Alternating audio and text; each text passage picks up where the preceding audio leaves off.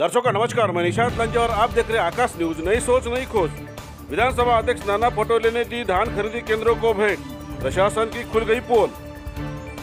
भंडारा जिले में समय के पहले ही पहली बारिश ने प्रशासन की पोल खोल रखी है। भंडारा जिले का खरीफ फसल का लाखों क्विंटल धान गोदामों के अलावा खुले में पड़ा होने से बारिश में भीग रहा है। रबी फसल की धान की खरीदी कई केंद्रों पर शुरू नहीं होने की वजह से किसान अपना धान व्यापारियों को कम दामों में बेच रहे हैं।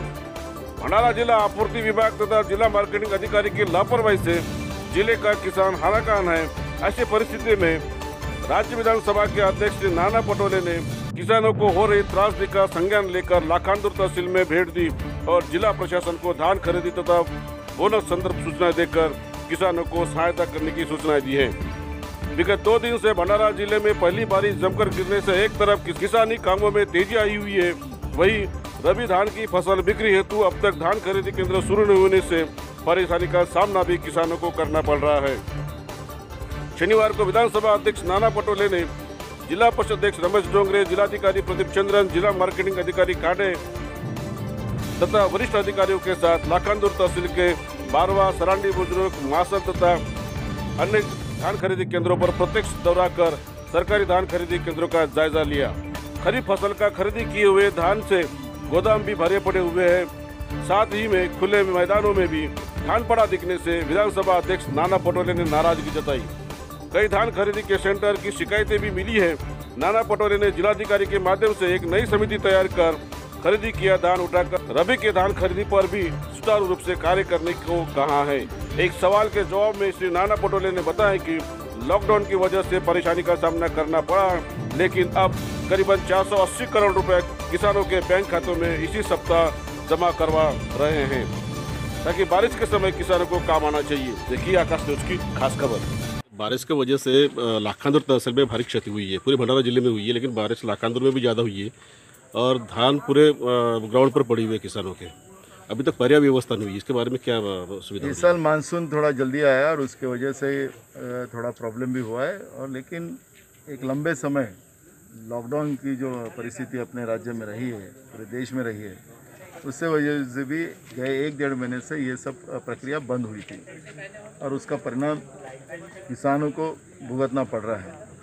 इसलिए आज प्रशासन के सभी अधिकारी और हम सब ने दौरा किया और जितने जल्दी रिलीफ हम हमारे किसान को दे सकते हैं उसकी कोशिश हम कर रहे हैं। और मुझे विश्वास है कि सभी संस्थाएं जो मार्केटिंग फेडरेशन से संलग्न है वो सभी संस्थाएं इस प्रक्रिया में उनका भी योगदान प्राप्त होगा और किसान को मदद होगी। एक आरोप ऐसा भी लगाया जा रहा है कि भंडारा जिले के बाकी तहसीलों में खरीफ फसल का बोनस दिया गया, 700 रुपये जो प्रति क्विंटल बोनस दिया गया, लेकिन पौनी और लाखांदुर में खास करके बोनस का वितरण अभी तक नहीं हुआ है। ऐसा है कि जो बोनस की प्रक्रिया जो थी, आपने देखा होगा कि हर साल हम लोग 15 लाख क्विंटल धान खरीदते थे बारिश की फसल का। इस साल राज्य सरकार ने जो 700 रुपया बोनस, जो कभी नहीं इतना बोनस देने का डिक्लेयर करने से 15 लाख क्विंटल के जगह 30 लाख क्विंटल धान इस साल आया है। और उससे आपने देखा कि अभी भी बारिश के फसल का धान उठाया गया नहीं। और अब जो पैसे जो थे बोनस के, वो बोनस के भी पैसे हमने जो रिलीज़ किए थे तब लॉकडाउन की प्रक्रिया शुरू होने की थी, लेकिन लॉकडाउन के बाद जितनी भी सरकार के तिजोरी में जो इनकम आने वाली जो आवक थी वो भी अपने आप बंद हुई। और उसके वजह से राज्य में आपने देखा होगा कि सरकारी कर्मचारी का पगार देने के लिए भी सरकार के पास पैसे नहीं है, जिसका मीडिया के माध्यम से सब लोगों को पता है।